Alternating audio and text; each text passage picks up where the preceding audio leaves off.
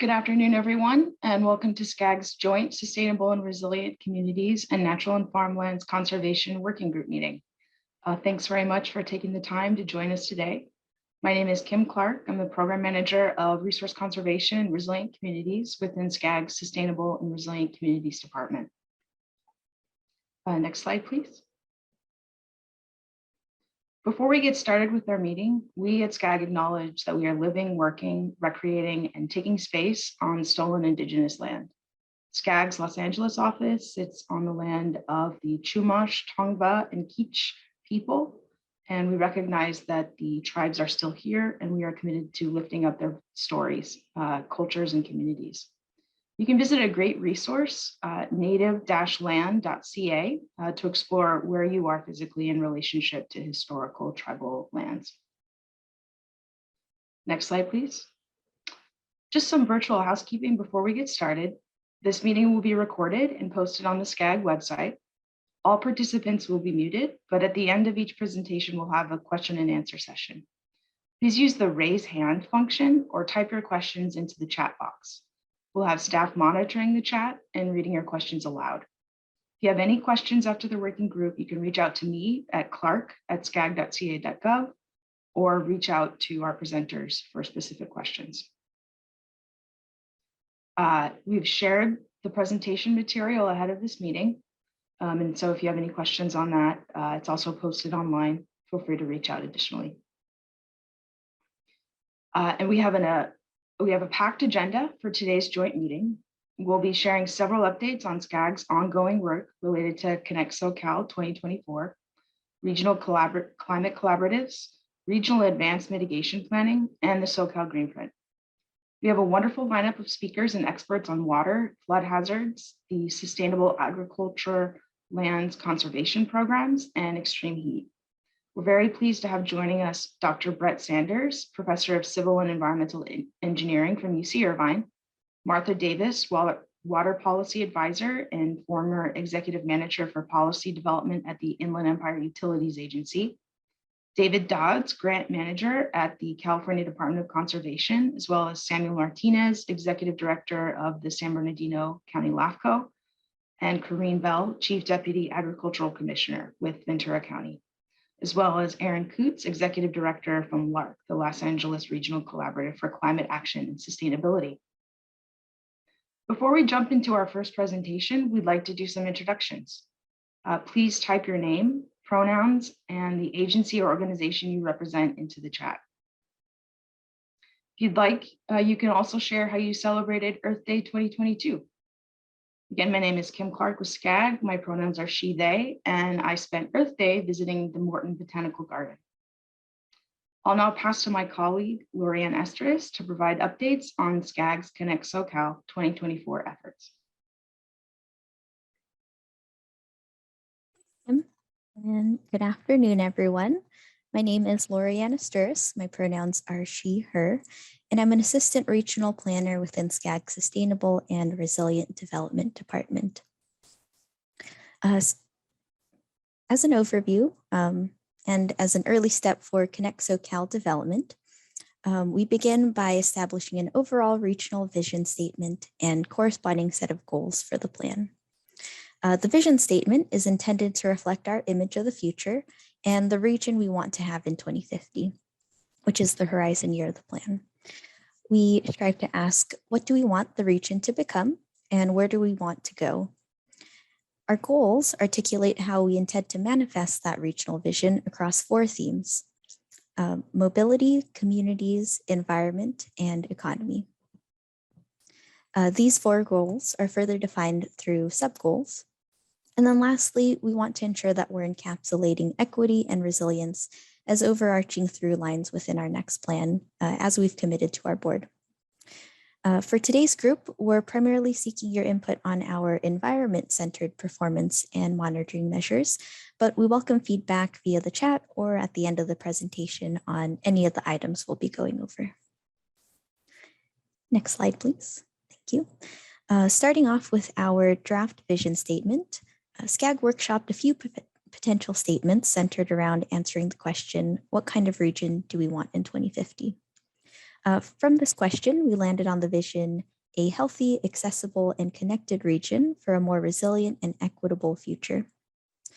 This vision was crafted to be simple, straightforward, and easy to remember so that it remains top of mind as policy decisions are being considered. From this vision stems our four main goals mentioned earlier: mobility, communities, environment, and economy. Next slide, please. Starting off, our mobility goal strives to build and maintain a robust transportation network. We have a few sub-goals listed here, but I'll be focusing on the environment one coming up. Next slide, please. Our communities goal strives to develop, connect, and sustain communities that are livable and thriving. Next slide, please. Our environment goal aims to create a healthy region for the people of today and tomorrow. And sub-goals include developing communities that are resilient and can mitigate, adapt to, and respond to chronic and acute stressors and disruptions, such as climate change. Integrating the region's development pattern and transportation network to improve air quality and reduce greenhouse gas emissions. And then lastly, conserve and restore the region's natural and agricultural resources. Next slide, please. And lastly, our economy goal aims to support a sustainable, efficient, and productive regional economic environment that provides opportunities for all. Next slide, please.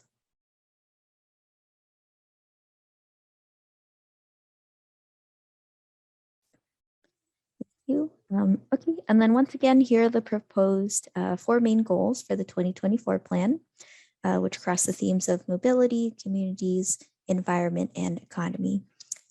Again, please feel free to share comments or feedback in the chat. Next slide, please. Okay, so continuing on to our performance measures, with each update of Connect Socal, a set of quantitative performance measures are identified to provide SCAG the ability to both assess performance of the plan and to evaluate progress toward meeting the goals of the plan over time. Performance measures are also included to ensure continued compliance with federal and state performance reporting requirements. Next slide, please. Before sharing our current draft list of performance measures, I want to distinguish three commonly used terms in our plan evaluation: indicators, performance measures, and monitoring measures. Indicators refer to our existing conditions, for instance, what you could pull from ACS or census data today. Performance measures refer to what we use to evaluate the plan far into the future. And lastly, our monitoring measures refer to how we track our progress over time and are grounded in reality.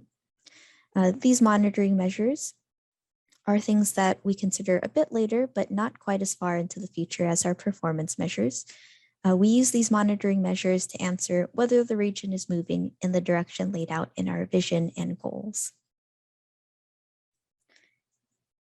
Jumping into our draft performance measures, overall, we have about 25 measures across our four draft goals. One important thing to note, many of these measures are applicable to more than one of the four draft goals, but have been sorted based off primary impact areas. And so starting with mobility, mobility refers to our ability to move from one place to another with minimal obstacle or delay. Some of our quantitative performance measures under this goal are trip share, mode share, travel time by mode, access to jobs, and transit seat utilization. One note, any measures highlighted in color are new for Connect Socal 2024 and are being evaluated for feasibility for inclusion as a measure.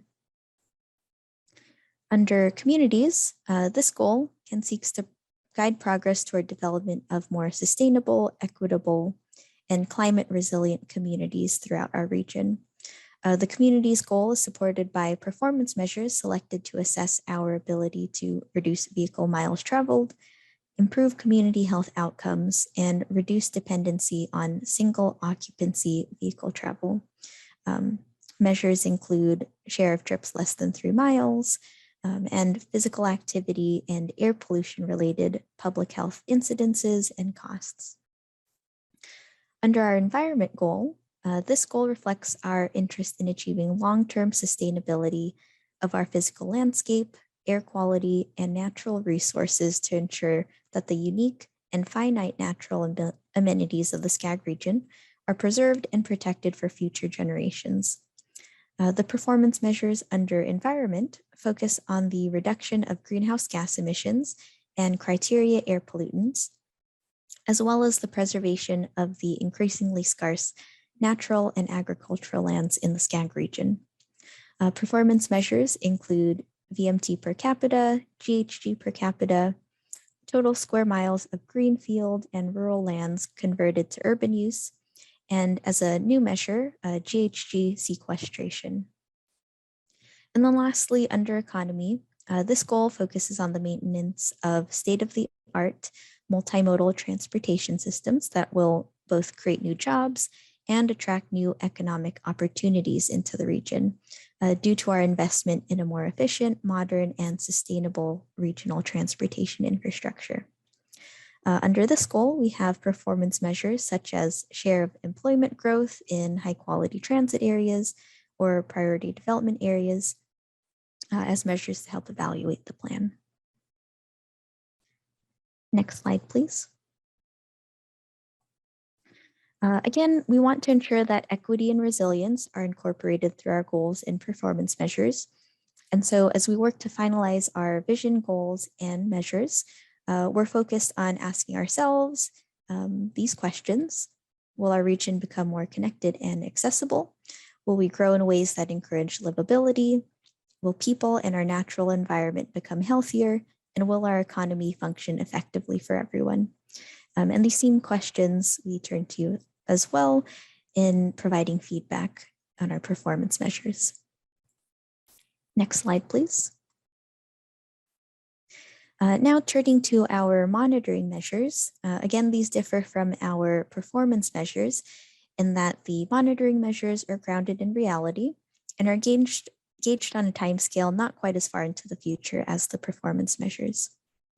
Under mobility, we have, again, average travel time, commute mode share, peak hour excessive delay, and then as a couple of new monitoring measures, transit seat utilization and managed lanes utilization.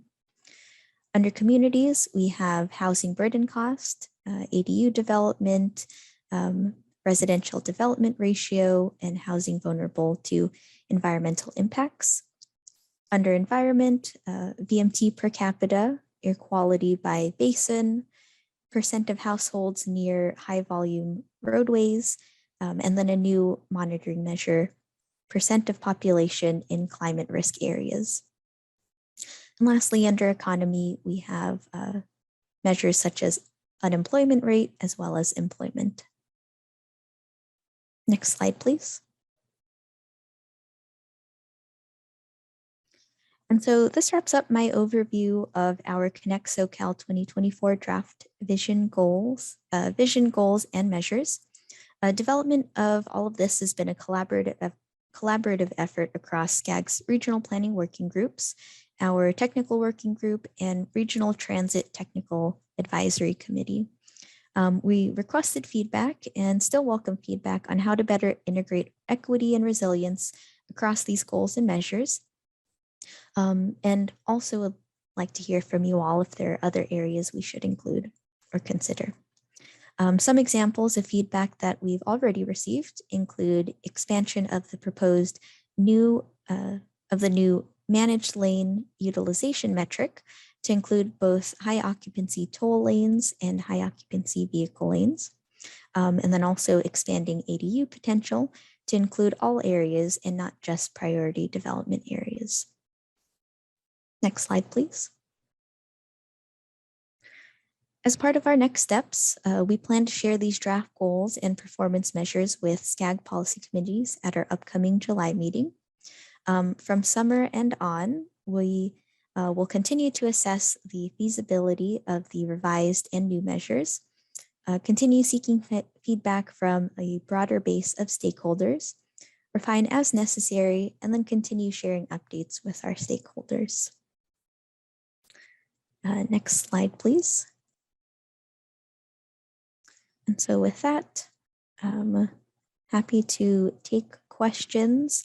As a note, we are presenting the draft vision goals and performance measures to all of our regional planning working groups. But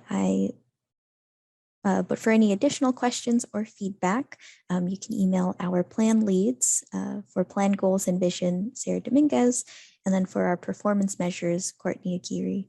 And then since we have some time, I'll turn to the chat. We also have Kim Clark on the line to help answer any questions that have popped up. We got a question from Valerie McFall from the Transportation Corridors Agency. What does transit seat utilization mean on slide 16?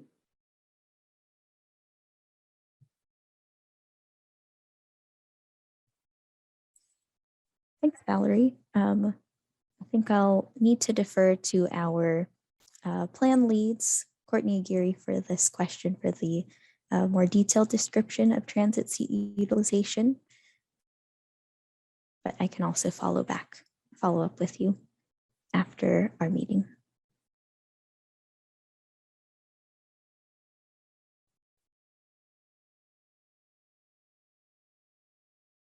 Great.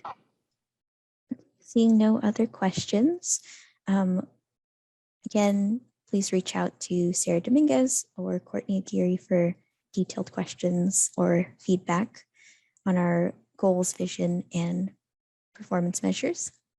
With that, I'll hand it off to my colleague, Emily Rotman, to share information on the Regional Climate Collaboratives Program. Great, thanks, Lorianne. As just mentioned, my name is Emily Rotman. I use she, her pronouns, and I'm a regional planner with Skaggs Sustainable and Resilient Development Department. And today I'll be sharing some information on an exciting new grant program called Regional Climate Collaboratives. This is a really great opportunity to bring funding to our region for climate collaboration. In 2018, Senate Bill 1072 established the Regional Climate Collaboratives Program, which I'll refer to as RCC. And this is part of the state's climate budget and is administered by the California Strategic Growth Council, which I'll also refer to as SGC. The goal of the program is to strengthen local coordination, relationships, and skills with a focus on increasing access to funding resources for both project planning and implementation within under-resourced communities. You will hear capacity building and under-resourced a lot in my presentation, and that is because RCC is explicitly a capacity building program and explicitly meant to be driven by and benefit under-resourced communities. RCC funds new and established collaboratives to conduct capacity building activities that support under-resourced communities in accessing funding and resources that will drive and sustain climate action. And just a note that RCC does not fund hard infrastructure. Again, the focus of the program is in building local and community-led capacity to outsource resources for planning and implementing climate projects, including hard infrastructure, both now and into the future. The final guidelines were approved by SGC very recently on April 28th, and I tuned into that meeting, and it was really exciting to see how much enthusiasm there was for this program.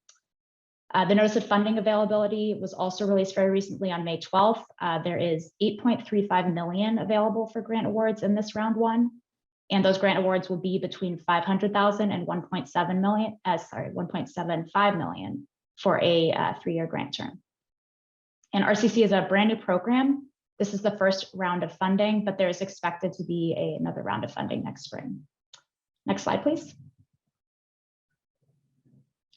All of the RCC program activities must build the capacity of select under-resourced communities to secure funding for climate change, mitigation, adaptation, and resiliency projects. Grant applicants are required to address each of the following program objectives and activities. And those objectives are to develop actionable plans and projects, build social infrastructure, center community engagement and decision-making, and develop equity-centered processes. Grant activities must include one, relationship building to identify priorities and develop plans, policies, and projects. For example, this could be conducting community engagement and needs assessments.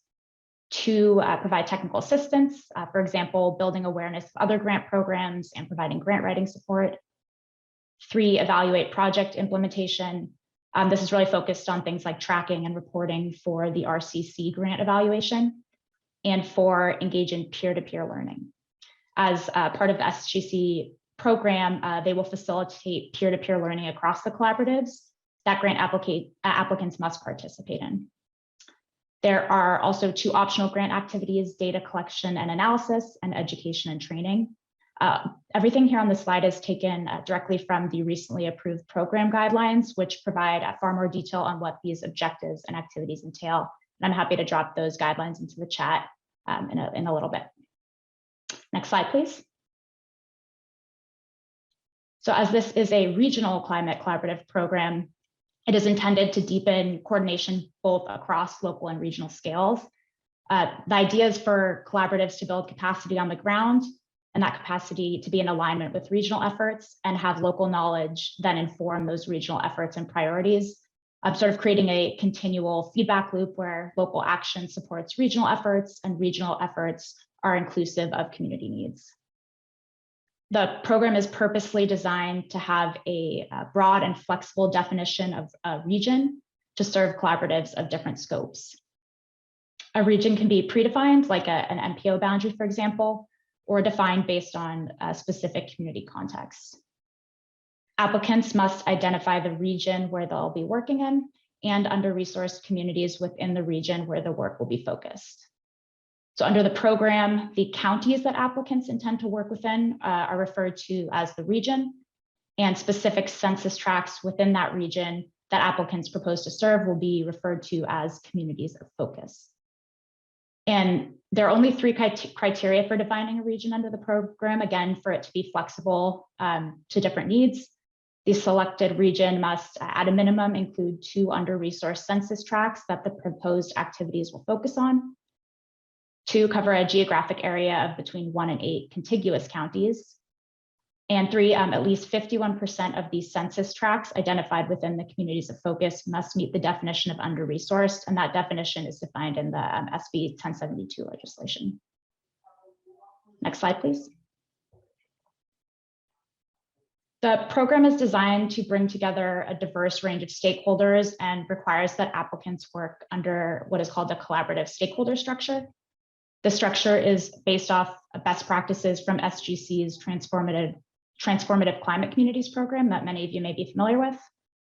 The collaborative stakeholder structure is intended to support communities in building robust local governance and trust, and to address the challenges of shared decision-making, develop a shared vision, and importantly, carry all of that work into the future beyond just the 3-year grant term. Within the structure, all partners in the collaborative apply for the grant as co-applicants, and one entity serves as what is called the managing stakeholder. The managing stakeholder is the partner who executes the grant agreement with SGC and is required to have the staff and financial capacity to serve as the administrative anchor for the entire collaborative. Next slide, please. So SGC just last week released this application timeline, and the program has a 2-phase application process. First, applicants are invited to submit a pre-proposal that just describes the initial idea for the collaborative. And the goal of this is to assist applicants with the grant process and receive feedback from SGC on ways to improve their application. The pre-proposal is not required, however, it is strongly encouraged, largely because all applicants who submit a pre-proposal will be eligible to receive no-cost technical assistance to help with both the pre-proposal process and developing the full application. And applicants who do not submit that pre-proposal are not guaranteed to receive the no-cost technical assistance. Those pre-proposals are due July 15th. And as you can see here on the slide, SGC is hosting a few targeted workshops in June before the pre-proposal deadline. Following the pre-proposals, the full application will be due by October 7th, and then SGC anticipates announcing awards at their December 15th meeting.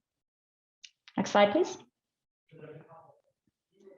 So recognizing the climate hazards we face in the Skaggs region and their disproportionate impacts on under-resourced communities, Skaggs Regional Council adopted a climate change action resolution in January 2021 to affirm the climate change crisis in Southern California. The resolution calls on SCAG to take actionable steps toward furthering climate adaptation and resilience efforts. And one of those actions SCAG committed to is to initiate a regional climate planning network. Next slide, please. So here's the text from the resolution, and this spells out SCAG's direction for developing a regional climate planning network. You can see the key functions of the network highlighted here on the slide, and those are to offer technical assistance, consensus building, providing a hub for information and resources, establishing partnerships, and very importantly, identifying funding resources for a host of activities. So this is all just to say that there is supporting policy and a directive for SCAG to advance climate action, both at the regional and local levels. Next slide, please. So as directed by the climate resolution, the intention of the SCAG's climate planning network will be to focus on building capacity for local jurisdictions and communities by facilitating access to funding, technical assistance, and other tools and resources, as well as strengthening partnerships through a regional network. There are 4 main objectives we've identified for the network, and this is coming from, again, the direction of the climate resolution. To enhance the ongoing work, identify needs and fill gaps, to leverage SCAG's resources for collaboration and climate planning, to establish partnerships, and to advocate for and bring more funding to the SCAG region. So all of this that I've described is very much in alignment with the activities of the RCC program. Next slide, please. So SCAG is considering pursuing an RCC grant application, and we are exploring partnership opportunities and engaging what SCAG's role in a collaborative could be. So for instance, SCAG could join as a partner in an RCC grant application and support existing initiatives developing across the region. SCAG could also facilitate a grant application and apply as the managing stakeholder. In this case, SCAG would take on the administrative responsibilities of the grant so that the grant resources and other co-applicant staff time can be put towards the capacity building work. Given SCAG's capacity and role as an MPO, SCAG can possibly add value to the collaborative as a partner by bringing staff capacity and expertise, a host of existing climate programs and technical assistance channels, convening power and regional reach, financial and administrative capacity for grant execution, and potentially leverage funding from other sources. Next slide, please. So with all that in mind, we'd love to hear your thoughts and connect with you if we've piqued your interest about partnering on this program. I have a few questions up here to throw out to the group. Would you be interested in partnering with SCAG on an RCC grant? What might be the best role for SCAG in a collaborative under the RCC program? What do you think about SCAG acting as the managing stakeholder? Do you know of any potential partners, particularly CDOs, that may be interested? And do you know of any collaboratives that SCAG could support, either as a co-applicant or managing stakeholder? So I'll pop over to the chat and see if we have anything in there. But feel free to come off mute if you have any thoughts or feedback or questions. I see Warren's hand up. Please go for it. I don't I don't know that I can speak exactly on whether we would partner on it, but we already are working with SCAG on a effort looking at some of the coastal area in Southern Orange County that I think a number of you probably are familiar with. Some sea level rise issues that have impacted commuter rail service through the corridor. And it's one of a couple of different climate related efforts that OCTA is underway with. I don't know direct applicability for this particular effort. I know we have reached out to SCAG to participate in that. And clearly the long-term issue of how we both protect the coastline will be adaptation issue that will be in the mega billions of dollars. So there will be a long long number of partnerships on it. I don't know if it's directly applicable to that, but just want to raise that. I mean, that's probably one of several potential opportunities, but. Yeah, thanks so much for sharing, Warren. And I'd be happy to chat with the other SCAG staff who you've maybe already been in contact with. The RCC program, again, doesn't fund hard infrastructure, but if there are other kind of coalition building or other community engagement needs associated with the work you're doing, I think that that's definitely kind of within the scope of the RCC program, so long that it serves the select under-resourced community within the region that's defined. But I really appreciate the idea and would be interested to chat with you further. And question from Erin. Emily, I'm curious to hear what SCAG's current thinking is about the managing stakeholder role. So throwing it right back at you all. What are you thinking about when you said that you could provide? I think on your last slide you said something about providing administrative support for it. What does that mean to you all? Yeah, so as SCAG frequently executes grants with the state, complex grants, and we have a staff dedicated to that. Kind of what we're throwing out is if that would be of value to folks pursuing or interested in pursuing an RCC grant, so that SCAG could kind of take on that work and leave open more of the time and resources for the grant term to focus on kind of the more substantive work that's proposed as part of an RCC collaborative. I hope that answers your question. Feel free to ask a follow-up. I think it does. And what I'm hoping to hear is to say, like, we have our staff time covered on this project, and we would SCAG be looking to take any of the funds from RCC to cover staff time? I'll have Kim jump in on that question. Thanks. Because of our adopted climate resolution, we already have staff time devoted to the effort of building a climate planning network. And so we would use other funding to provide for staff time if the RCC grant application was successful. So that's one thing that could be of value to stakeholders who are interested in applying. And so we wanted to make that offer and see if there's a potential opportunity for collaborating. Thank you. A follow-up to that. If a collaborative, so the identified project that they end up working on, it's going to end up having a certain track or a gear. Are there certain types of planning processes that SCAG would or wouldn't be interested in? How, like, sort of the collaborative stakeholder structure process of creating, here's what the set of projects that we're going to work on. Is it limited to transportation projects? Is it limited to, could it be building decarb? Could it be, are there restrictions there? Yeah, so I think it's flexible based on the grant terms, but also based on the needs of stakeholders. This specific grant is meant to serve under-resourced communities, and from the language we're seeing in the grant guidelines, there's a really strong emphasis on community-based organizations having a prominent role. And so it would be important to identify the needs as those stakeholders see it. And it wouldn't just be limited to CBOs, but they would be a strong partner. This is something that's also meant to serve local jurisdictions and other entities. So our goal is to craft a program that ultimately brings more resources to the region and advances best practices in the climate adaptation realm.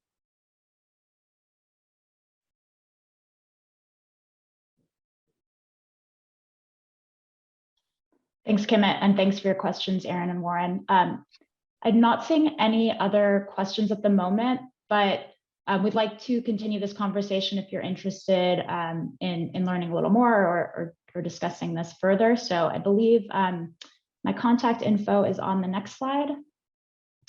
So do feel free to reach out if this is of interest to you, or if SCAG you think could add value to any of the activities you're pursuing. So with that, thank you very much. I think I'm going to pass it back to Lorianne. Emily, and again, thank you everyone for your comments and questions. We'll now hear from our next speaker, Dr. Brett Sanders. Brett is a professor within both the Civil and Environmental Engineering and Urban Planning and Public Policy departments at UC Irvine, as well as the principal investigator for an exciting Department of Energy proposal that we'll be learning a bit more about. And so with that, I'll pass it off to Brett, and we can advance to the next slide. Thank you, Lorianne. Can you guys hear me okay? Yep. Okay, great. Well, really appreciate the opportunity to be here and to share an update of things we've been doing and we shared with you before, but also a sort of a perspective on something we're trying to do in the near future. I'm speaking to you from a conference room here at UC Irvine with my graduate students. We're in a class on coastal erosion, beach dynamics, and it was nice to hear about you're talking about the challenges along the southern Orange County coast with erosion of places like San Clemente and Doheny. And so the students here are going to be studying some wave data and trying to interpret some of the stresses that have been along that coastline for some time. And so anyway, it's kind of interesting the way the world is all coming together around the same similar set of challenges.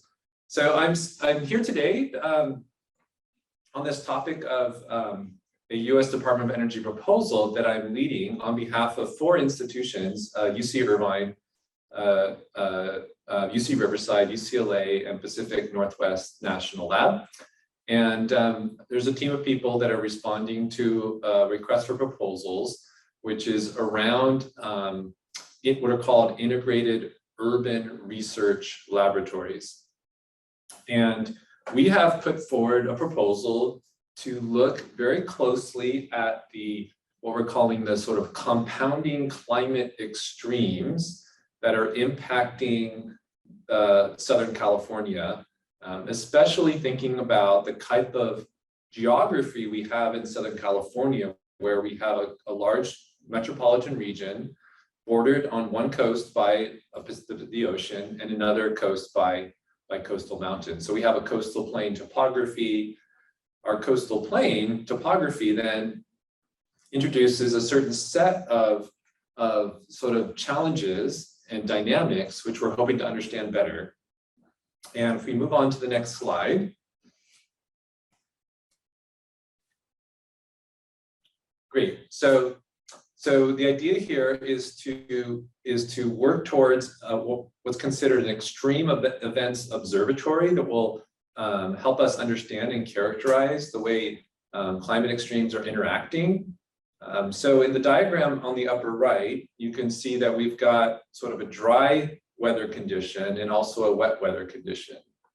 And some of the cycles that we're interested in include things like long periods of heat and drought, which then lead to wildfires, winds, smoke, and heat, which in turn create conditions that make it more likely for debris flows and mud flows, clogging of infrastructure, and then increased flooding due to more runoff from rainfall, less capacity of our infrastructure, and so on. So there's one sort of compounding cycle from dry to wet. Another one that we're studying is the sort of way that our marine layer is likely to respond in a changing climate. We know that the region as a whole gets a lot of its natural cooling in the form of this marine layer, which comes over us, especially in late spring and early summer, shields us from the warm weather that we tend to see later in the summer.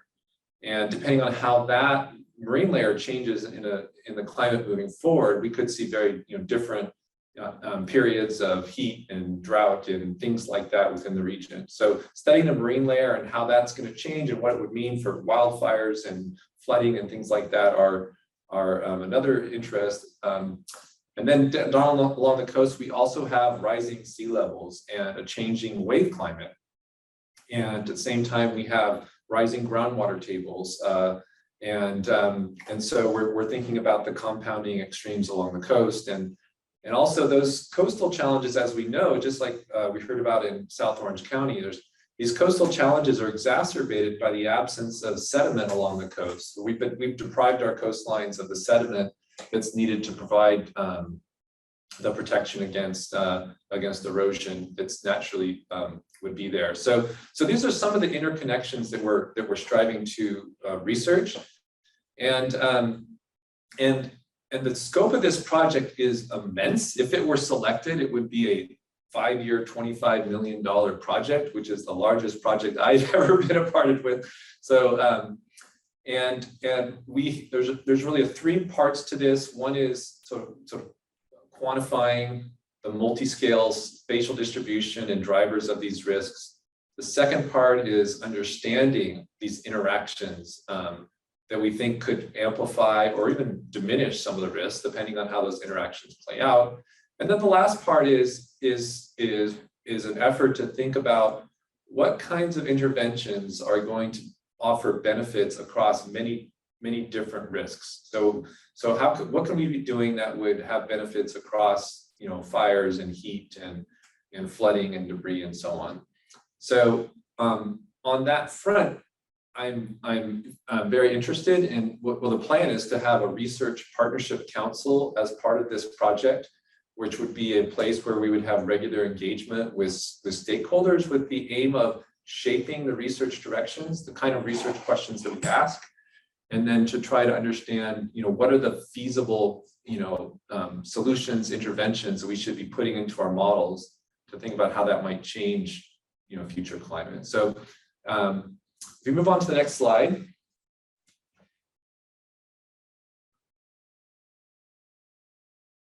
Great. So here I'm going to share with you an example of the type of research that we'd like to be doing.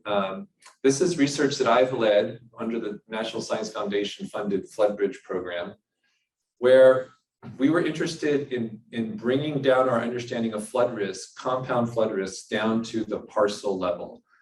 So historically, we haven't had the ability to systematically map flood risks across entire regions. We've done flood risk studies on sort of a reach by reach basis, not interconnecting them. And sometimes that puts us in a tough position of not being able to see the bigger interconnected challenges that we face.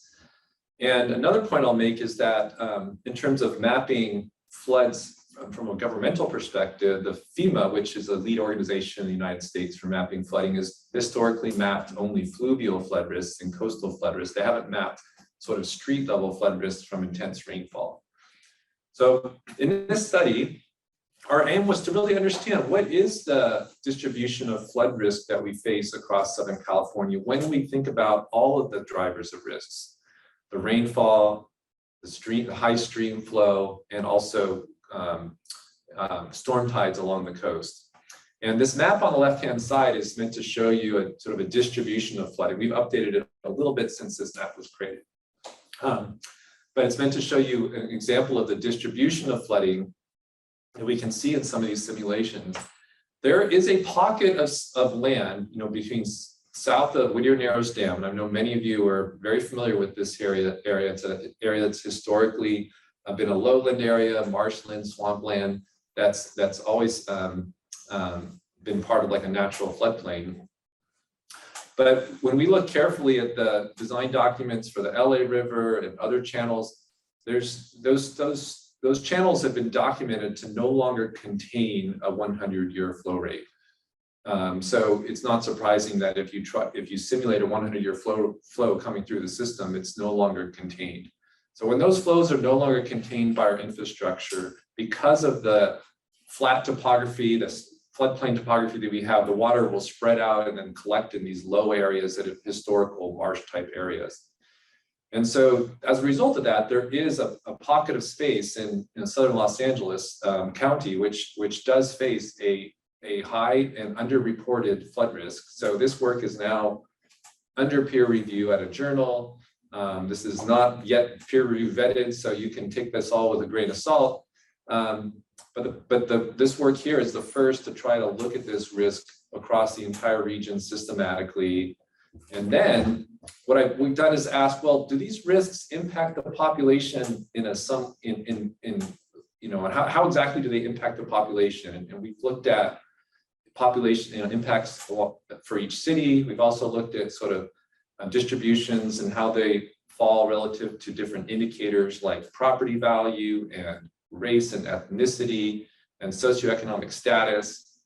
And on the right-hand side is a graphic that's meant as kind of a tool to help us think regionally about the community level impacts and how they fall relative to the severity of the hazard, which is the vertical axis. So on the vertical axis, we have average flood depth for each city, community in Los Angeles County. On the right, on the x-axis, we have an index called a neighborhood disadvantage index, which is a measure of, it's a non-racial measure of socioeconomic disadvantage. So the further you are on the right would be a community that has greater socioeconomic disadvantage compared to being on the left-hand side of the diagram. And the average for the county is 0.4. So you can see that if you're above 0.4, you're above the county average for disadvantage. And if you're below 0.4, you're lower. Okay, so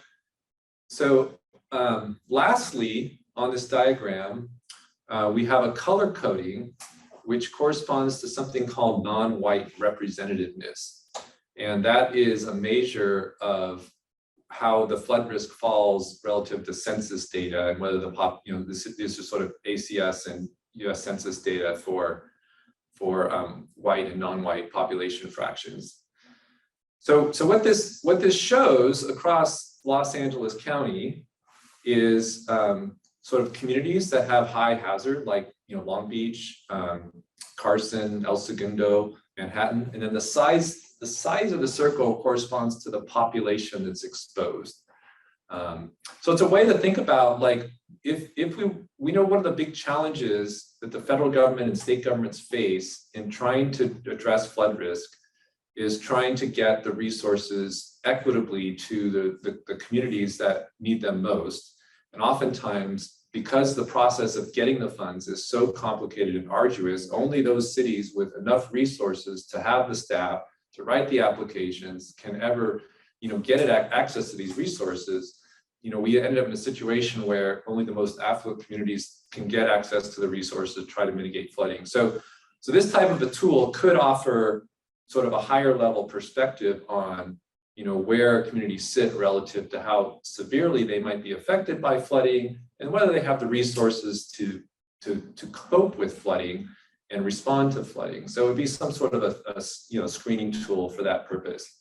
So this is just an example, I think, of what we hope to do in this future, future project. This is looking at flood risk, 3 different types of flood risk: fluvial, coastal, and pluvial. We want to, in this project, extend this to the region, go beyond Los Angeles County, and also go up into the headwaters areas where we know that there's these growing risks from mud and debris flows. So in addition to that, we have all the dry weather risks as well, which, so if we move this onto the next slide. So as part of this project, we envision having what we're proposed as a research partnership council, which would be a forum to inclusively analyze, understand, and address these present and future risks that are sort of emerged from our research. And some of the specific questions that fall under our 3rd theme, which we called kind of our climate solutions theme of work, would be things like, how can tools for identifying impacted populations be improved to account for these compound climate extremes across different scales. Scales would be like community scale, city scale, county scale, regional scales. Another question might be, what policies and interventions can deliver equitable and multi-benefit solutions across multiple climate extremes and scales? So how can we do things with our investments in infrastructure that benefit benefit us from a flood risk perspective, from a wildfire perspective, from a heat perspective.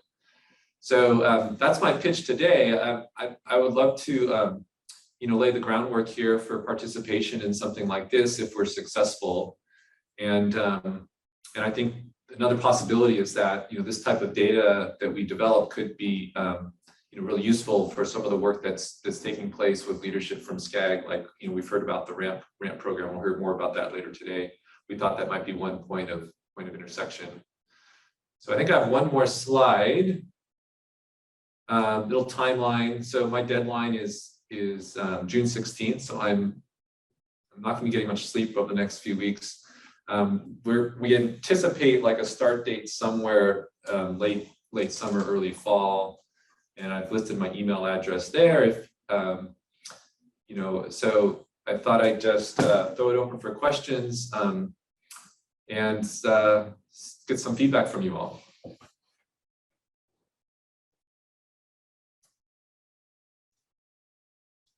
I'm not sure if I should take the questions or if Lorianne, you wanted to facilitate that. Yeah, I can help out. Like Gail has her hand raised. Go ahead, Yes, Gail. thank you, Lorianne. First of all, thank you very much for this presentation. It was really informative. I'm hoping if you are successful with your grant, I'm sorry, my name is Gail Shiomoto-Lore, and I'm representing the city of Mission Viejo in Orange County. One of the council members in Mission Viejo served as the Orange County representative on the last Regional Housing Needs Assessment Program. And because of that, I monitored all of the appeals requests for all those jurisdictions that were assigned a share of housing that needed to be planned for in their communities to address housing need. One issue that came up was flooding.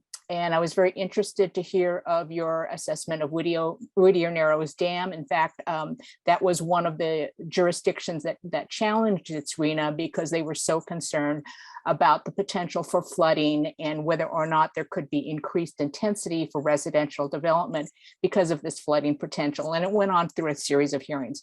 But long story short, I'm hopeful that if you are successful in the grant, that you could share this with the SCAG staff so that any information that comes out that is approved and can be folded into the next regional housing needs assessment process, which I think will be the next cycle of the regional transportation plan sustainable community strategy.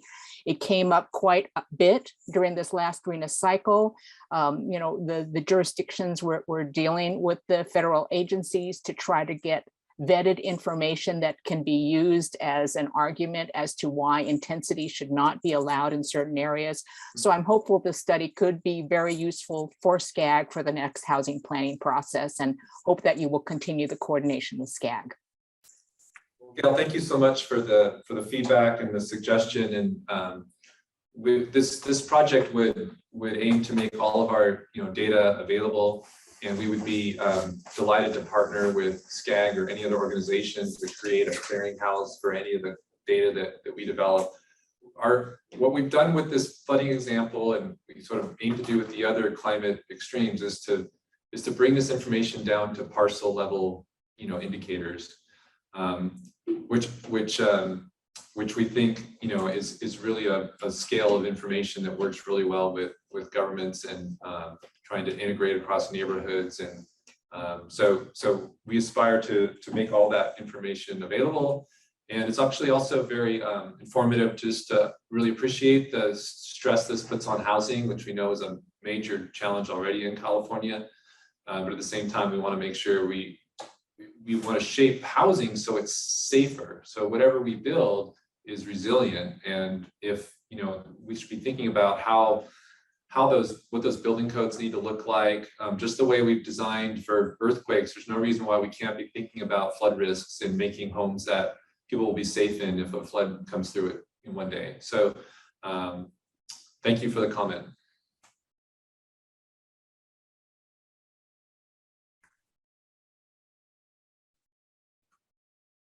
Giving it just a moment. I'm not seeing any other hands raised or comments in the chat.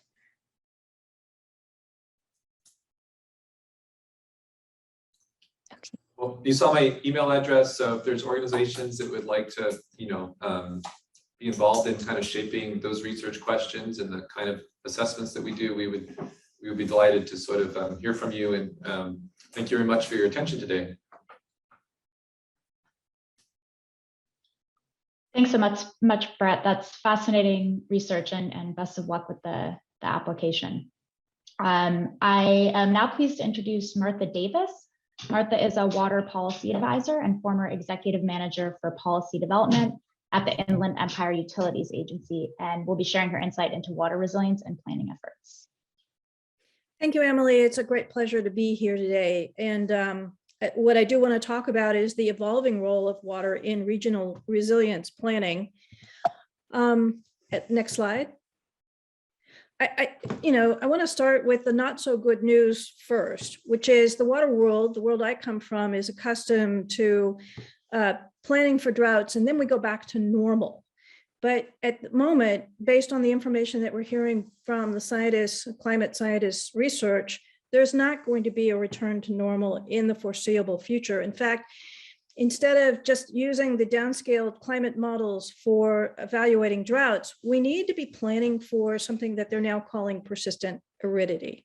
And this is based on looking at the soil moisture of, over the last several thousand years, and recognizing that right now, in the past 22 years in the southwestern United States, they have been the driest years in 1,200 years. So over on the right-hand side, you can see the red arrow pointing to kind of where we are right now. So we're really facing a completely different planning scenario for how we try to get at water resilience across the Southwest, but particularly for Southern California. Next slide.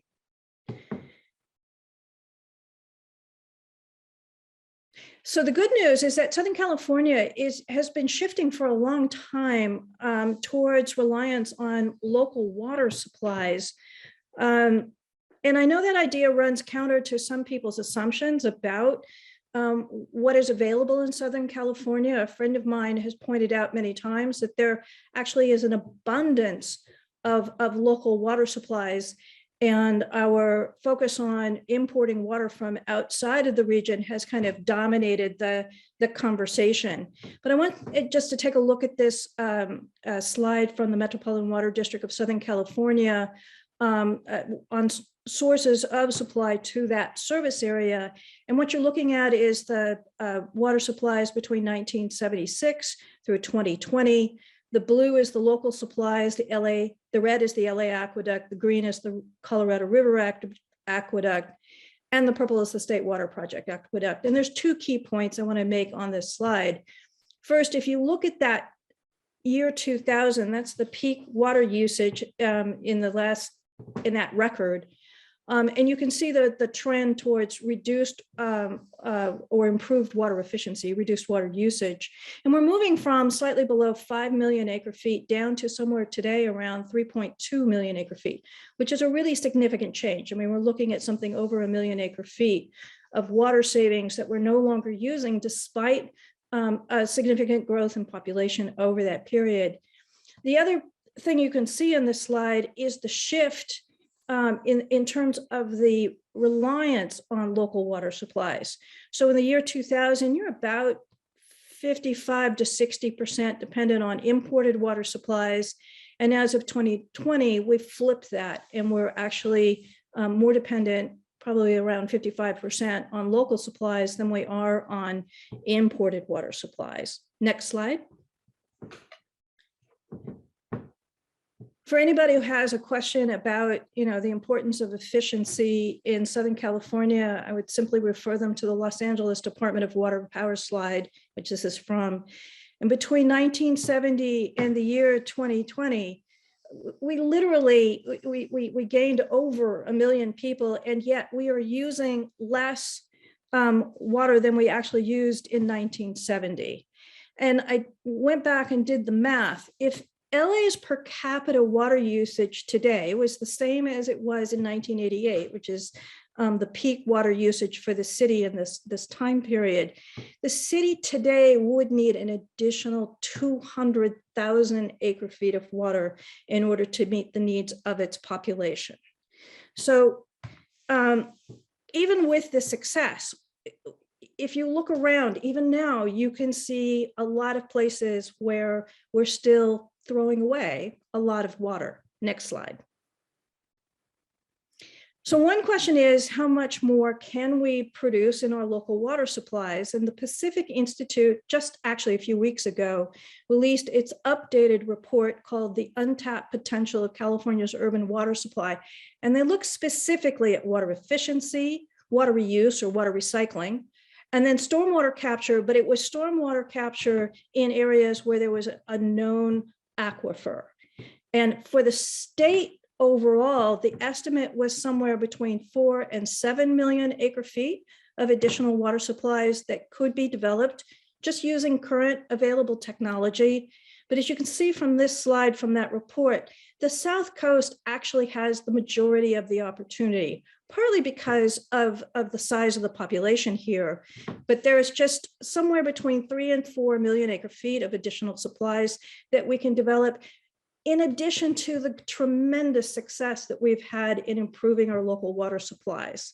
And I just want to make a quick point on this, that these supplies are not necessarily additive. They're complementary, but they're not necessarily additive.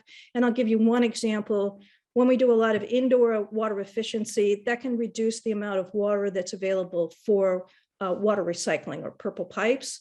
The good news is in Southern California, there's so much water that we treat and then release to the ocean that we have a tremendous opportunity in the water recycling world. But it is important to really be mindful as you look at these numbers of you have to pay attention to the interconnectivity of the way in which our water supplies work. Next slide.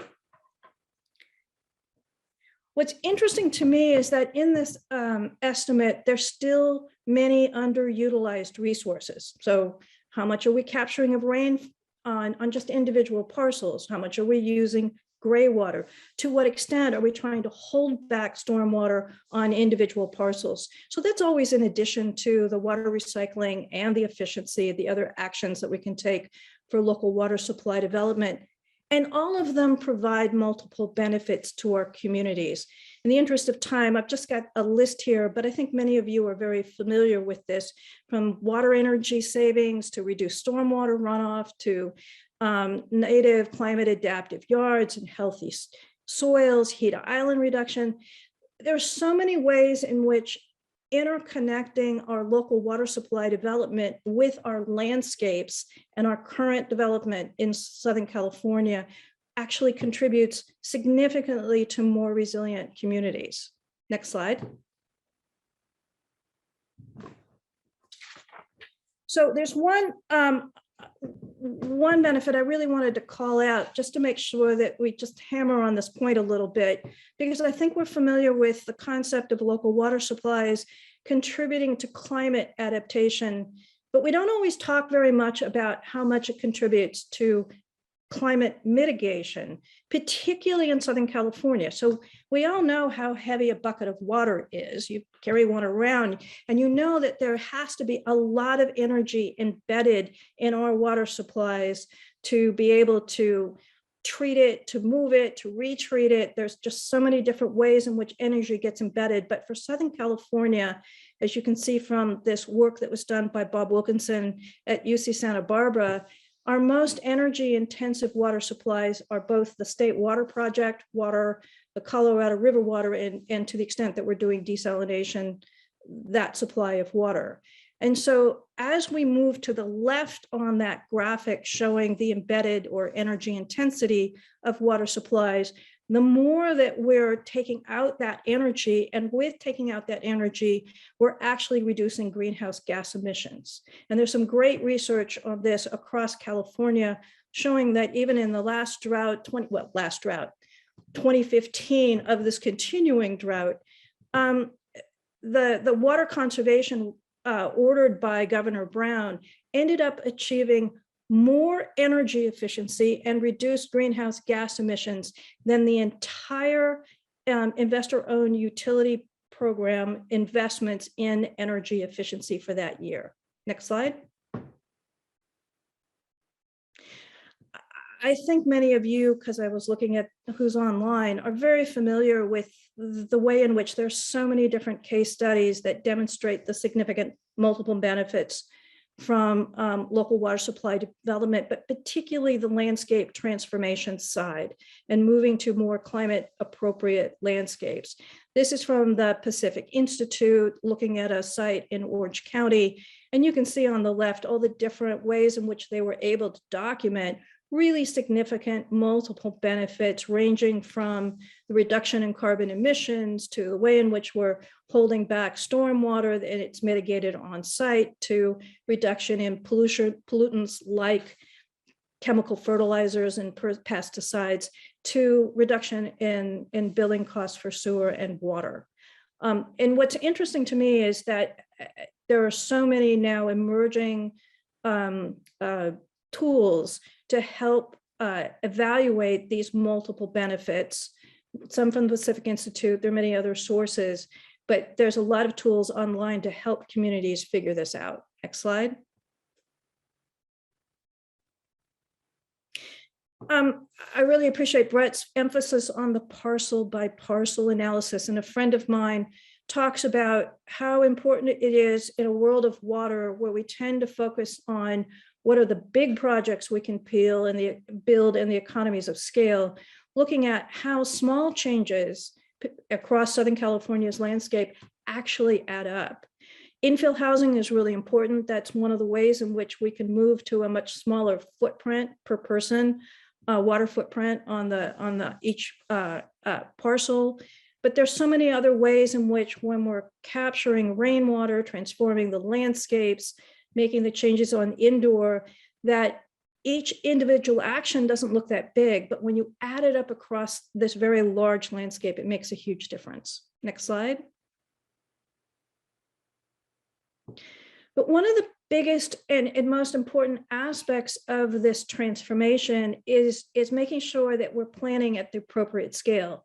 So the parcel scale really matters, but the watershed scale is essential. And on your left is a map from the Pacific Institute doing what they call an opportunity analysis. I think many people within this group have probably seen similar types of landscape analyses where you're looking for which areas, which parcels are the best ones for stormwater recharge, or which ones are the best ones for other investments in local water supply development. But we also need to keep remembering that water and land are interconnected. And so as we plan for the next generation of local water supply development, particularly at this parcel scale transformation, we also need to plan for the linkages within the entire watershed. One of the more interesting pieces of work that's going on, I think, in this place is through the Watershed Progressive in Ventura, where they're looking at a watershed plan that is not only urban-based, it's also agriculture, and looking at how improvements all the way through the watershed not only contribute to the regional resilience of these communities and the agriculture, but also contributes water back to the Ventura River for environmental protections for those fisheries. Next slide.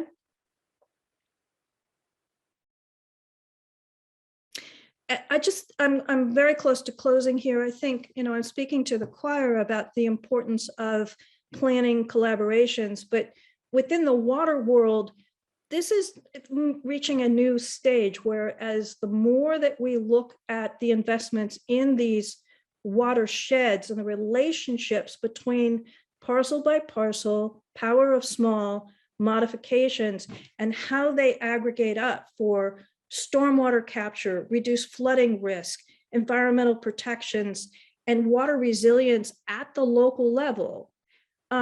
This is what's going to transform not just the Southern California, but all of California. And on the left-hand side, I just want to tell a quick story. This is also from the Watershed Progressive, and it's from a workshop that they did up in Mendocino, so up in Northern California. This is a community in October that literally was running out of water and having to truck it in from Ukiah. And so the Watershed Progressive was invited in to say, okay, well, what can we do about this problem? And Regina Hirsch, who led this program, basically said, okay, I've got good news and bad news for you. The good news is, even in the midst of this drought, and I know you're trucking water in because you don't have it, but in the midst of this drought, it rained. And there was enough rain falling in this last year that for the Mendocino community, the actual town of Mendocino on the headland, they would have received, or they did receive, 2 times the amount of water that their community needed, both for their businesses and their residences. Here's the bad news. They weren't set up to take advantage of that water.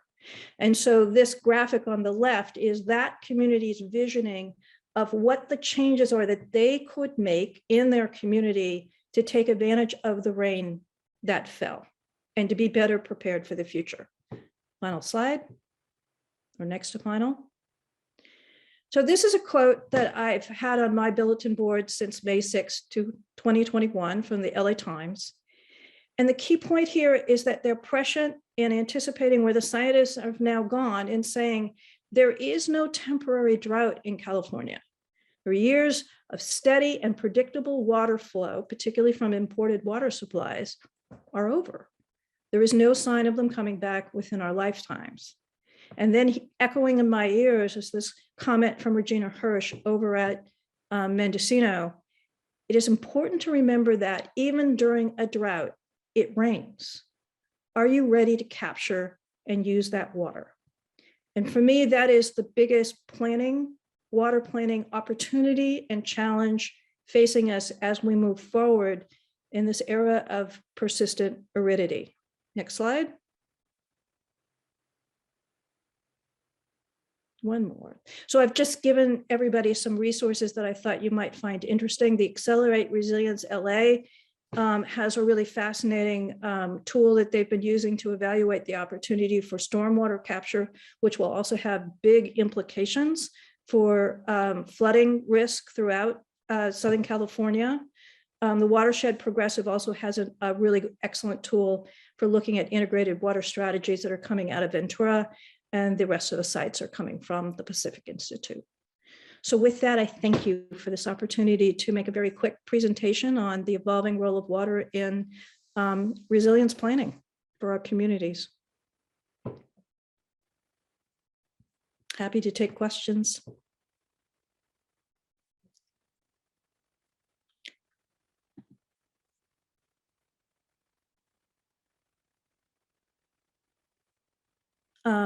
Warren, I think what we could do is put you in touch with specifically Regina, or with Arla, excuse me. So that's Andy Lipkis's new group, Accelerate Resilience LA. And I think that it would be very interesting to see what they've got as metrics on what they've been looking at in terms of stormwater capture. And then Melanie, I see you've got a question. What should decision makers do when considering residential projects with standard plant palettes of non-native plants?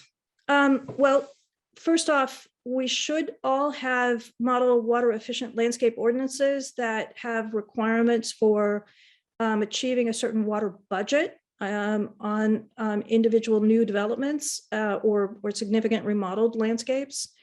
And that's where we should have recommendations that are tailored through our communities to plant palettes that are more oriented to both first water efficiency, but second, putting that overlay of climate resilience and the importance of encouraging native habitats and welcoming them back into our communities. Does that answer your question, Melanie? Yes, I can point to a sample ordinance. In fact, Melanie, if you're interested, I think the most progressive folks that are working on this is through California, Rescape California. I'm blanking on Melena's last name, who's running that, but they have been putting together model ordinances that are integrated, trying to look at them from the perspective of not only the water efficiency, but look at them through the lens of all the different dimensions of climate resilience. And was there another question? Yes, Aaron, thank you for that reference. They really do have, Arla's done some really fabulous work using the aerial analysis. How'd I do? Am I done? Other questions?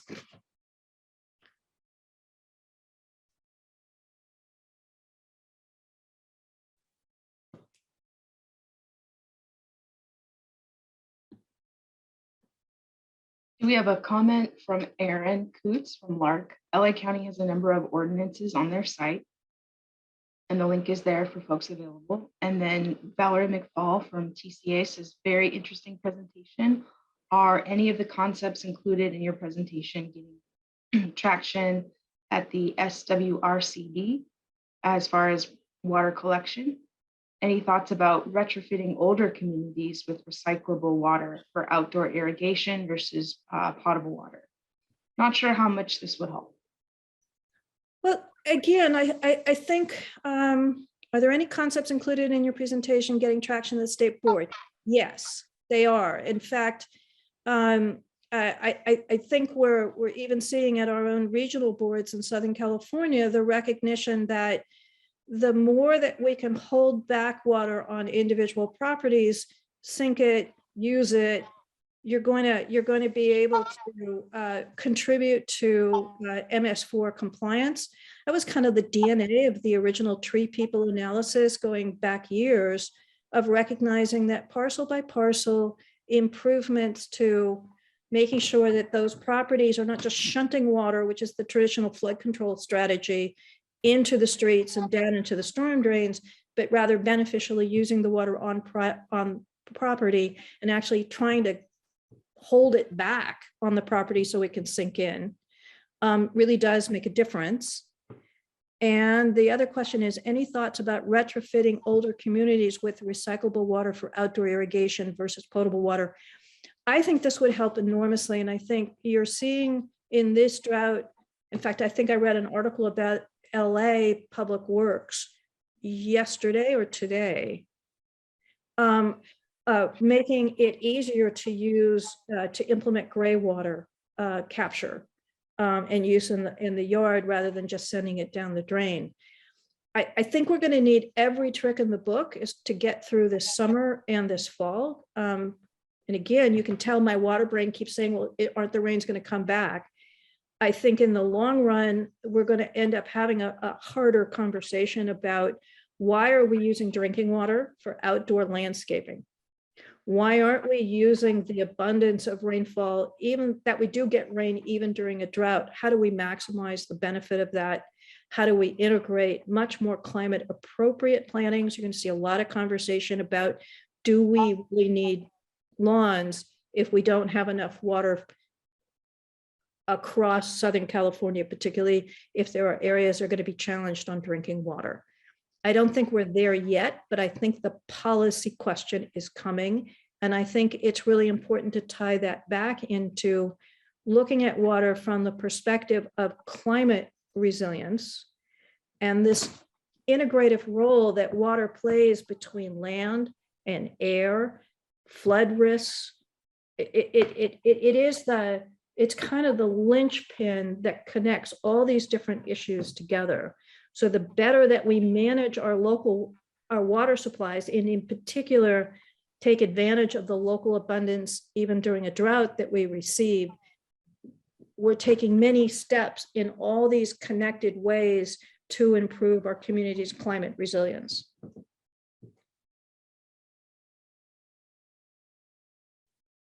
Thanks very much, Martha. I'm not seeing any other questions or hands raised in the chat. And thanks very much for this thorough and interesting presentation. And thanks for those attending who were able to provide some really fruitful questions. So we'll move on to the next presentation. And I'll be speaking on SCAG's Regional Advance Mitigation Policy Framework and White Paper. Next slide, please. For some background, on July 1st of 2021, the Regional Council voted to pause implementation on the Socal Green Print for at least 30 days and to hold a public hearing at a future date for further discussion, permitting staff to engage in further outreach with stakeholders. And just a little bit of level setting, the Socal Green Print will be a web mapping application that includes many different types of data layers related to habitat connectivity, climate vulnerabilities, environmental justice, water and water considerations, and the built environment. And because of this action on July 1st, SCAG published the proposed data layer list on July 19th, and stakeholders were invited to provide feedback on specific data layers through a survey. This was conducted to continue engagement with stakeholders and solicit additional feedback on the data layers proposed. SCAG held the first of 2 public hearings on August 24th, 2021 to solicit additional feedback. And SCAG staff made presentations on the Socal Green Print to our technical working group on July 15th and hosted a special hour-long workshop for technical working group members on July 29th. And we also made a presentation on the Socal Green Print to the Global Land Use and Economic Committee, Economic Council meeting on August 9th, and members were also invited to provide feedback. And SCAG staff and leadership have also been engaging in one-on-one meetings with stakeholders. Next slide, please. SCAG reviewed the findings of this outreach on October 7th, and the Regional Council voted to continue the pause on implementation, allowing further stakeholder engagement, specifically including the formation of a Regional Advance Mitigation Task Group to guide alignment of the Socal Green Print with Regional Advance Mitigation policies at SCAG. Next slide, please.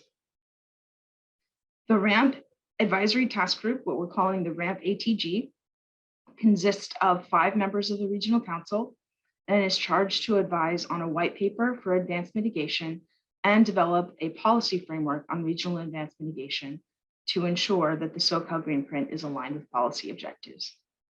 This group will then recommend a RAMP policy framework to the Energy and Environment Policy Committee, as well as Regional Council, and will also advise staff on the RAMP white paper. Next slide, please. Here's a flow chart to help illustrate the steps I've described and where we're at. As I mentioned, we have a draft policy framework and are working to finalize that with the RAMP ATG. Next slide, please. I'm going to summarize feedback that we received from the members of the ATG and then talk about the outreach that we conducted with a wide array of stakeholders on the policy framework. Importantly, these are that slide, yeah. Importantly, here's the meetings that we've had, and this helps to illustrate what we have been presenting to the members of the RAMP ATG to bring them up to speed on regional advanced mitigation. And so we've heard presentations from various organizations with established RAMP initiatives, including OCTA, RCTC, and Caltrans. And the ATG has guided the development of the policy framework and white paper, and we're at the final stages of reviewing the draft policy framework with them so they can make recommendations to our policy committee and regional council. Next slide, please. So to summarize the feedback that we received from members of the RAMP ATG, their guidance included that SCAG staff should engage further with the development community and transportation partners. And outcomes related to RAMP should be measured to evaluate the RAMP goals and guide the initiative from SCAG. Looking at the benefits of RAMP, the framework should emphasize that RAMP can help expedite projects and reduce costs for project sponsors. And the RAMP policy framework should be aligned with policy for the 2024 Connect Socal plan. Further, the definition of publicly accessible data should be included. Also, layers included should be authored by government, funded or curated by government agencies, or widely used by government agencies. Also, there should be greater clarity, transparency, and board oversight on the data vetting process, and that the work on the Socal Green Print should be paused until this can be resolved. Next slide, please.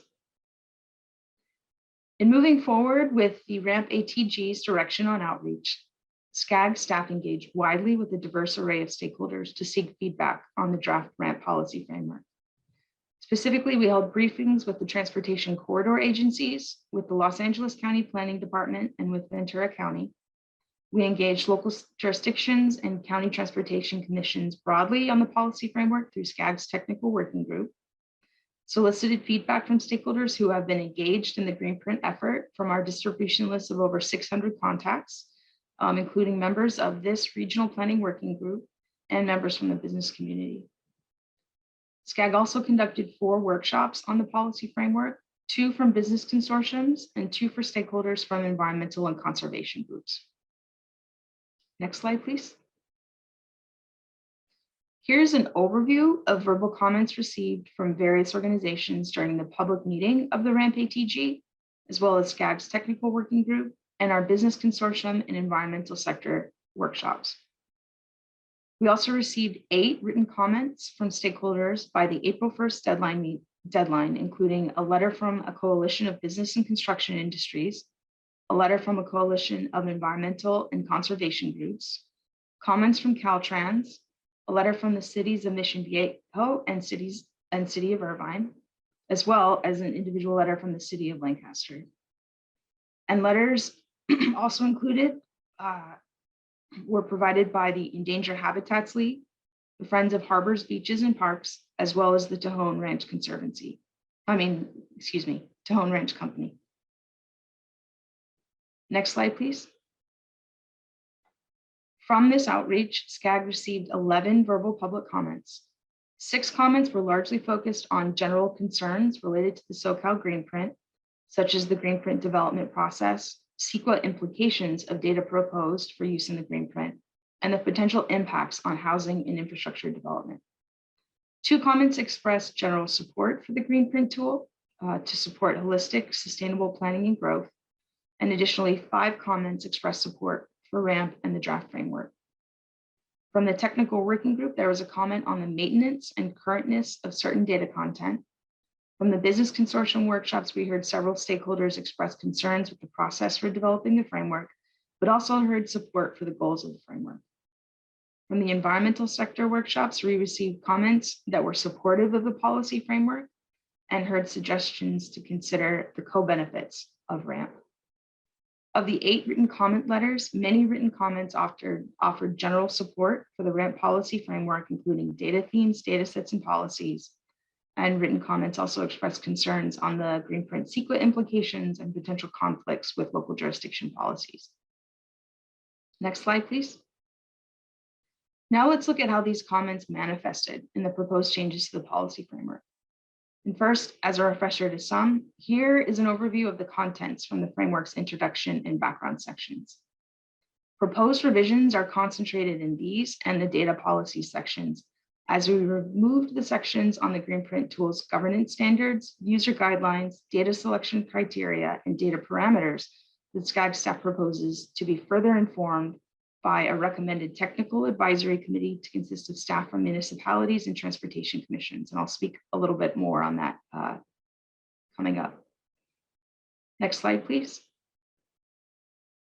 First, let's look at the proposed revisions to the RAMP policy framework. So looking at the draft RAMP policy framework goals, business stakeholders requested that a goal be added that SCAG's RAMP initiative should help facilitate infrastructure development and associated co-benefits, including but not limited to creating jobs, maximizing taxpayer funds, and supporting the building of housing.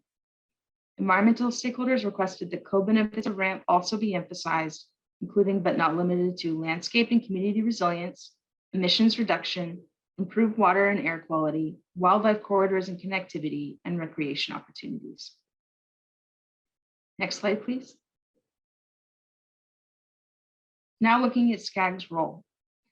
Stakeholders requested that the role of implementing agencies be emphasized more, and that SCAG's role ought to support and not supersede local land use authority, and we should serve as an information provider and regional convener.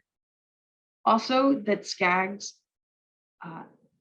initiate studies to assess gaps in advanced mitigation and collaborate with partner agencies to ascertain the best means to address those gaps, including by supporting implementation agencies in developing partnership efforts.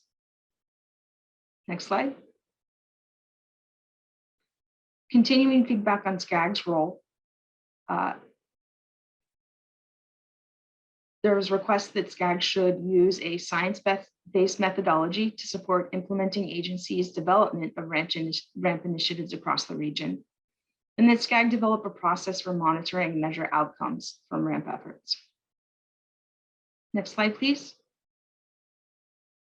Building on another recommendation made by members of the ATG on February 18th on data policies, included now as a requirement that data in the Socal Greenprint tool must be created by a government agency, funded by a government agency, vetted by a government agency, used by a government agency, or developed in partnership with a government agency.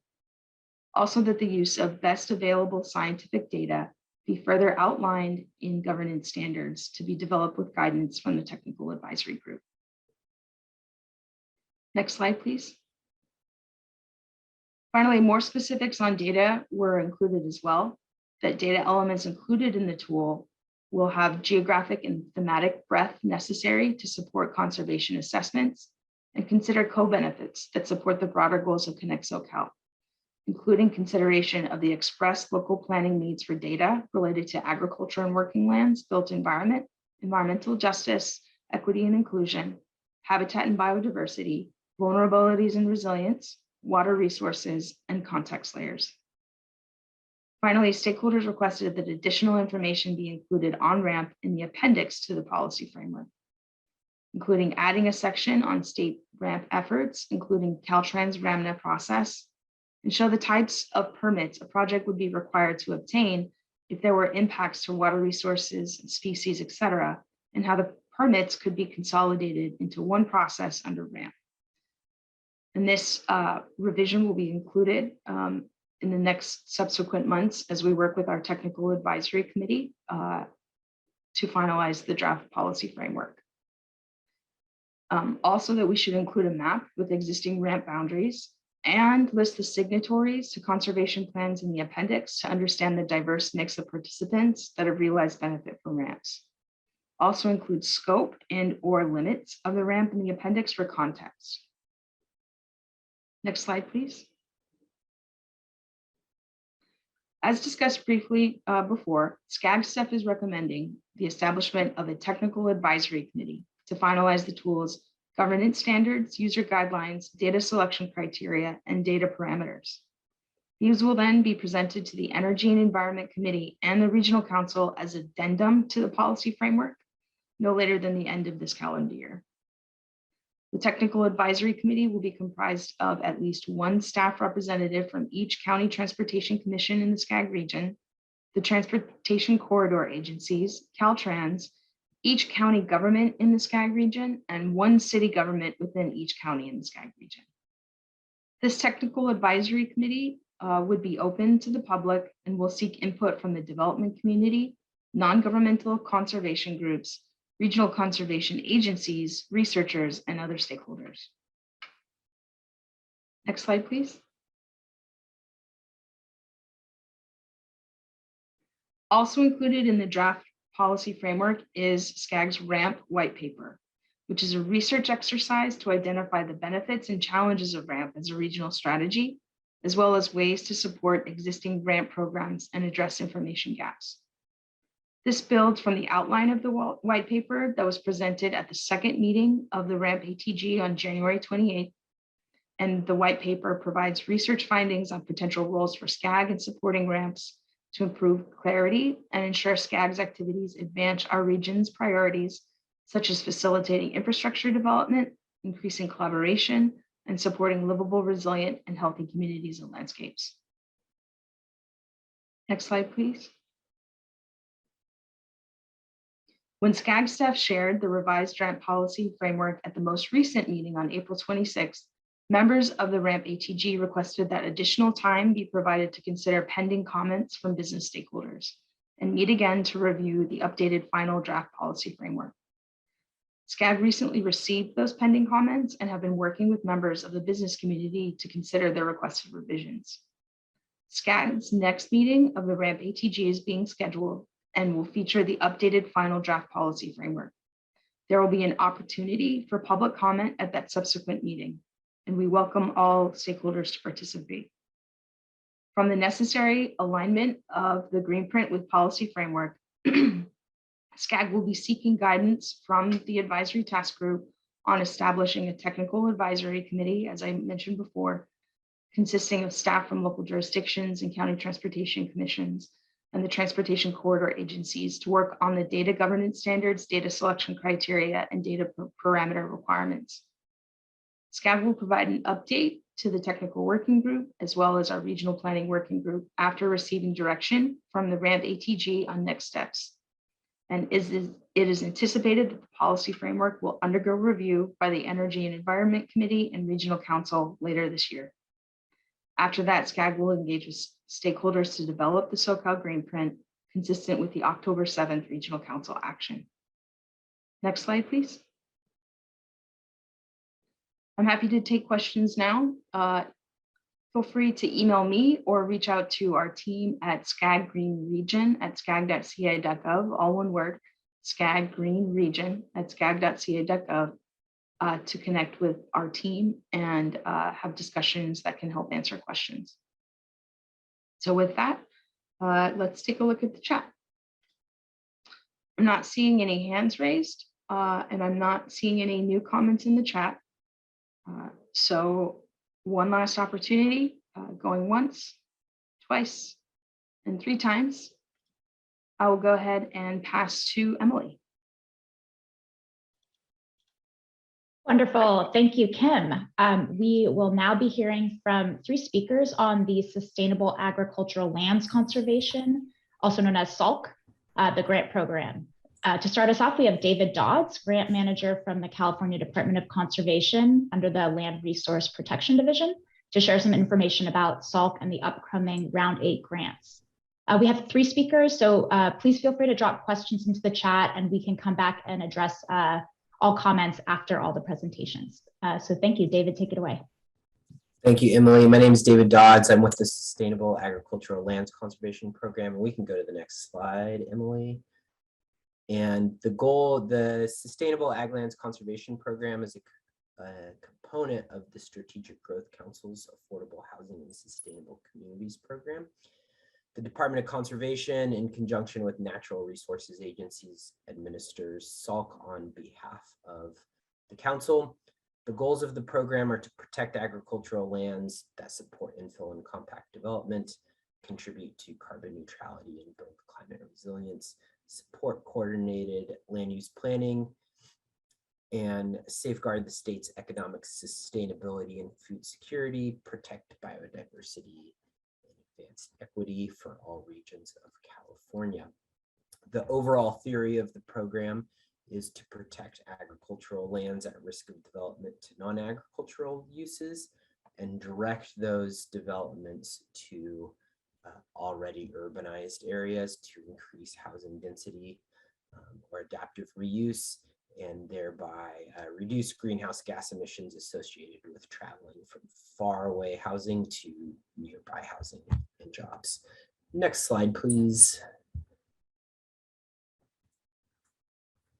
And the program has 3 elements or 3 funding streams. The first is capacity and project development, which supports those 2 things for cities, councils, land trusts, and others interested in land conservation.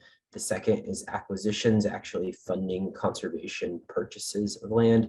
And the third, we'll spend the next minute on, is land use planning. If we could go to the next slide, please. And land use planning component of the program is to fund the development of local or regional plans that conserve agricultural land by designing and implementing land use policies and strategies that reduce the threat of conversion, reduce vehicle miles traveled, and support implementation of sustainable community strategies, policies, or goals.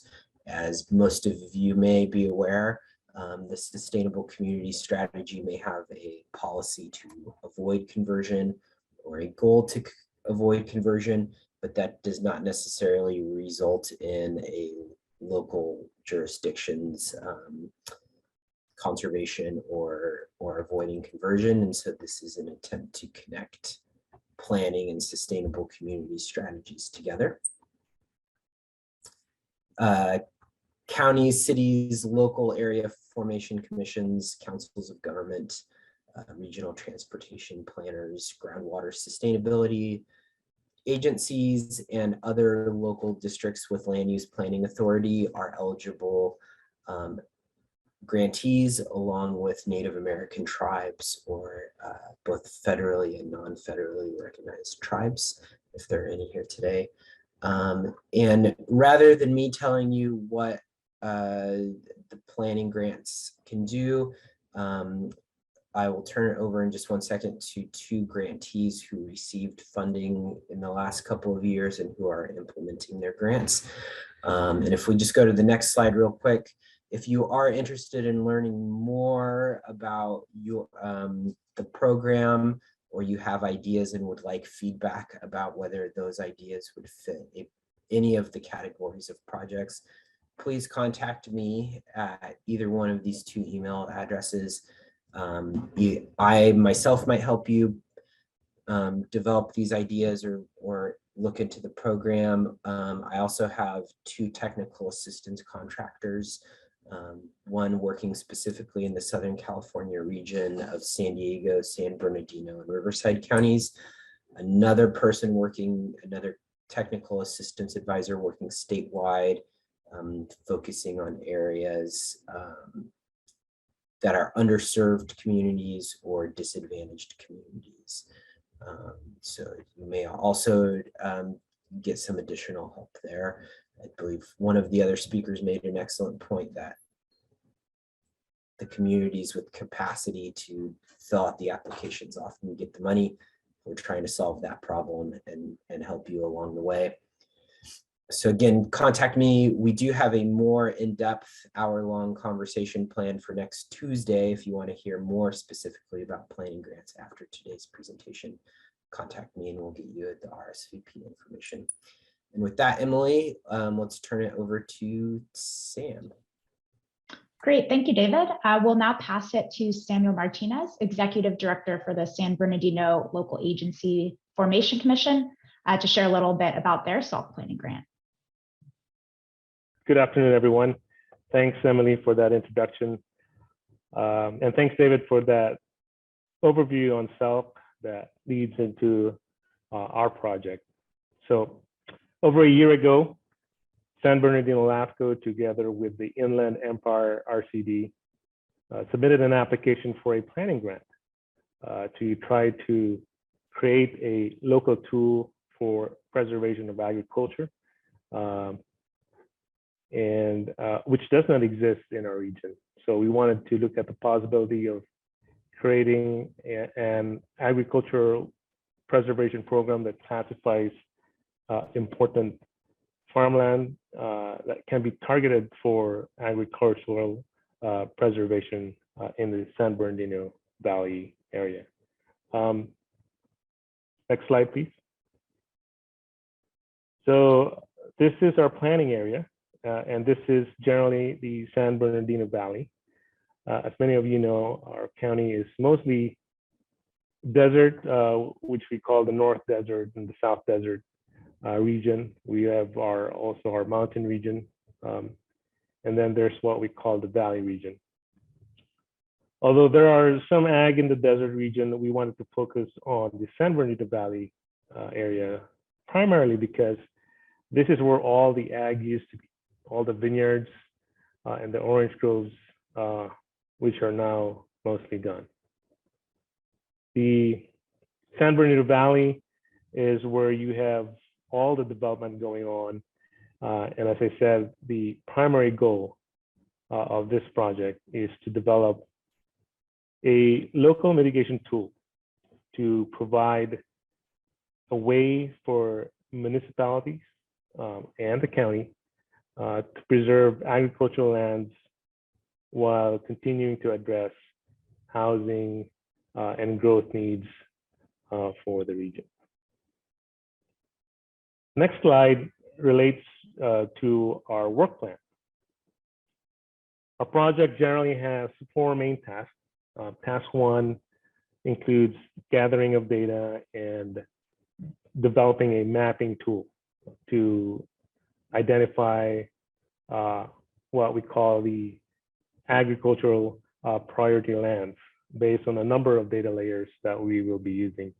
We are looking at soil quality, water availability, existing ag preserves, looking at Williamson ag contracts, and lands of historic importance, ones that are very important for the community.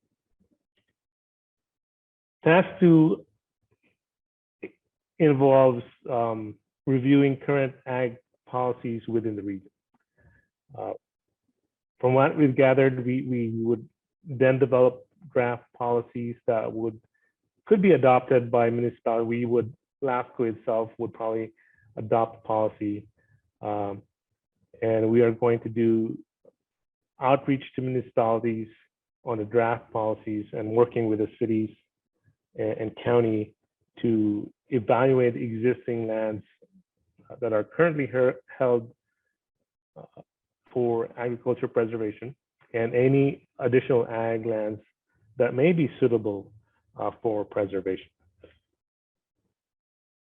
Task 3, which is where we're at this point in our process, includes looking at what it would take to have an actual plan, an actual agriculture easement program, by performing a cost analysis to determine if it's even feasible. We are going to do an appraisal of an existing ag land to see what it really costs, and hopefully find that magic number and see what options we have. We're also going to compare pricing here to that in the Central Valley and see if there's a way to be competitive that would allow us, or allow local mitigation instead of sending it out to the Central Valley. So last but not least, task 4 involves developing an urban stakeholder group, urban agriculture stakeholder group to look at opportunities for urban community farms where ag lands may no longer exist.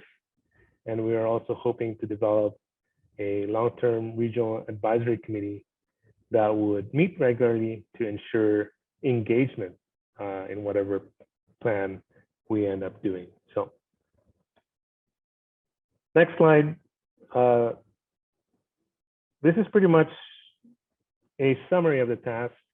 So we've been meeting with each of the cities within the project boundaries, and we've been identifying current ag policies, programs, including existing ag lands within the area. We've mapped out most of the data that we need.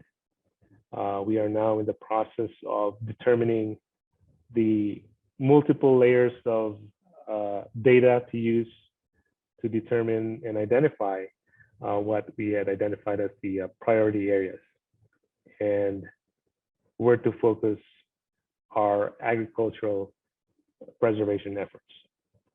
We are currently doing research on mitigation programs and looking at challenges and opportunities for starting a mitigation program.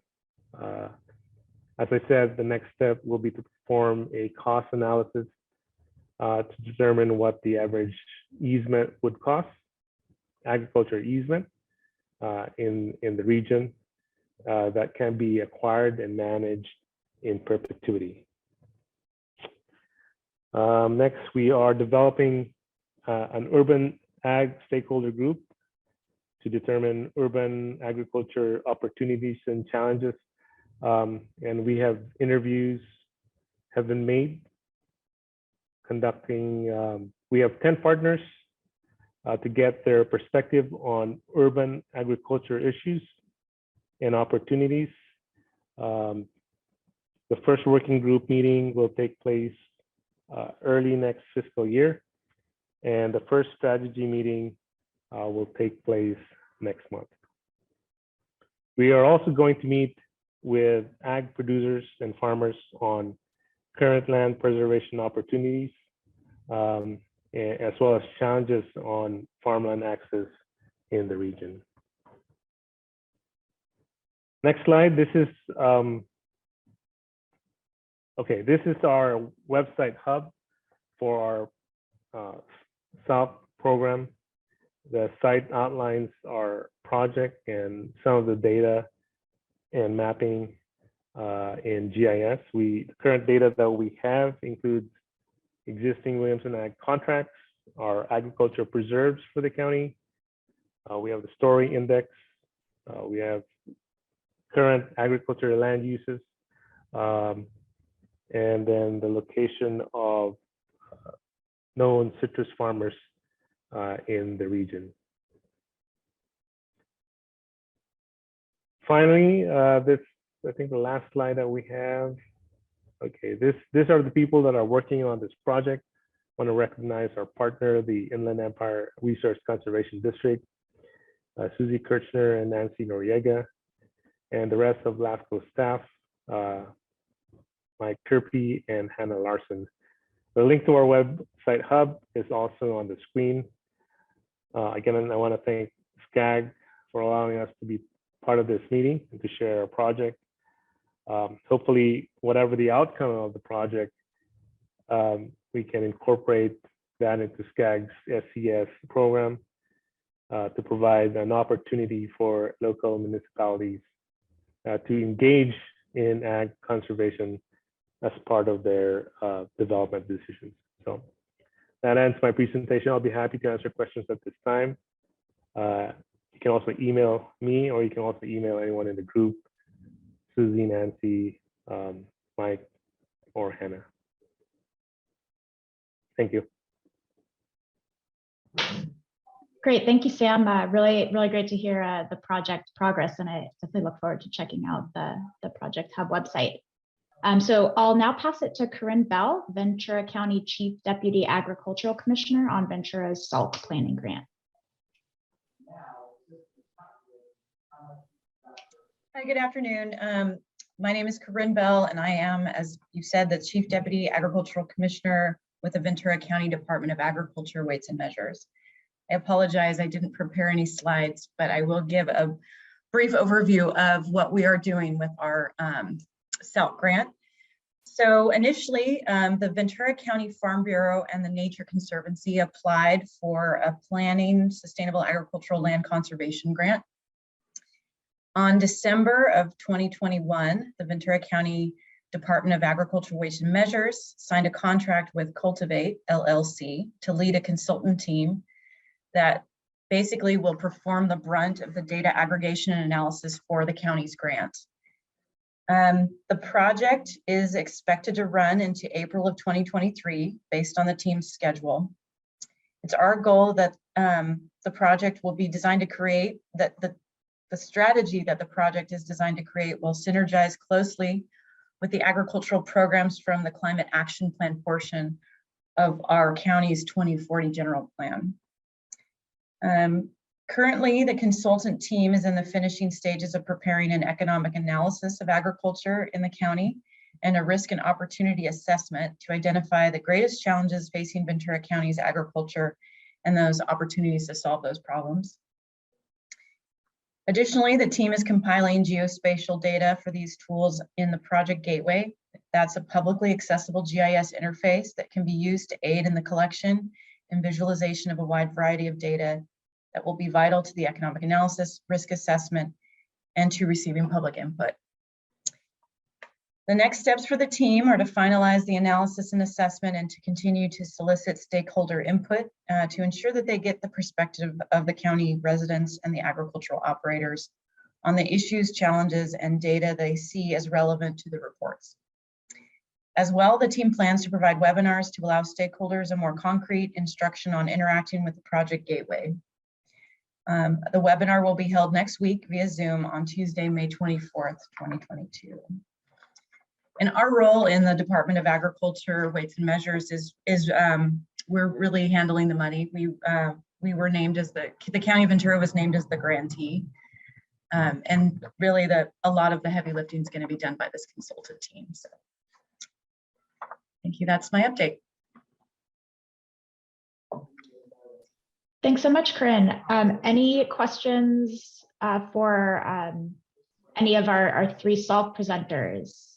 Feel free to unmute and drop them in the chat. And just wanted to give everyone a heads up. I think we're going to be running about 5 to 10 minutes over schedule, but have a great presentation from Aaron Coots with LARC on LA's extreme heat campaign coming up. So if you're able to stick around, we'll just be about 5 minutes over.